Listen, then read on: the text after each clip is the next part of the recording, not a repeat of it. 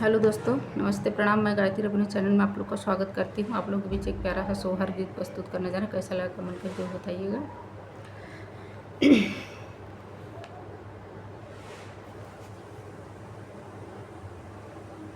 उमड़ी घुमड़ी शिव के पूजिला, शिव के मनाइल, शिव के मनाइल हो। हे शिव जी जब हमरे होरिला जनमी है, डमरुआ हम चढ़ाई बैड, मरुआ हम चढ़ाई बाई हो।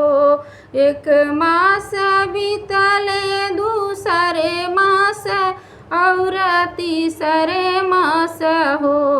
हे ललना धीरे धीरे नौ मास बीतल, तबई दिन दिन नियराइल, तबई दिन अनियराइल हो।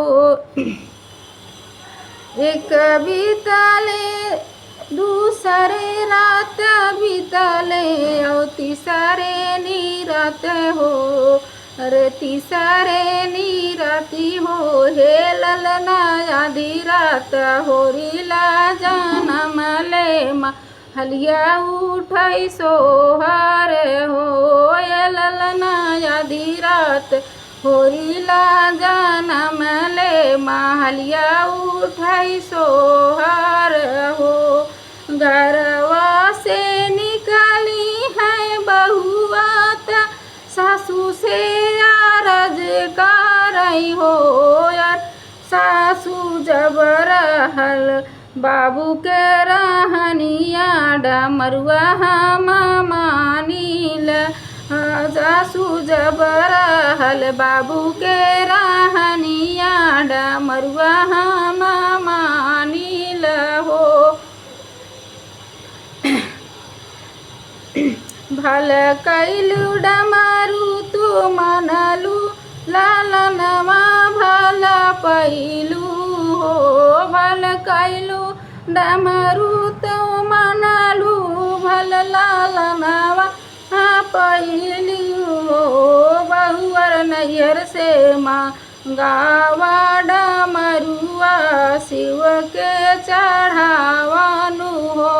बहुआ नैहर से मंगावा डमरुआ, शिव के चढ़ावानु।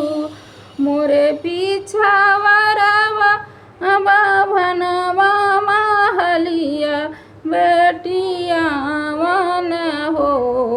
बभना भैया बभना भैया आगे खबर जनावा, डमरुआ लैके आवई, डमरुआ लैके आवई हो। आगे आगे आवेला कहरवा, त पिछवा बाती जावा, त पिछवा बाती जवानु हो। ललना तही पीछे आवेला भैया, त हथवा डमरुआली है, त हथवा डमरुआली है नी हो। उमड़ी घुमड़ी शिव के पूजिला, शिव के मनाइल हो। हे शिव जी जब हमरे होरिला जनमी है, डमरुआ हम चढ़ाई बैड, मरुआ हम चढ़ाई हो।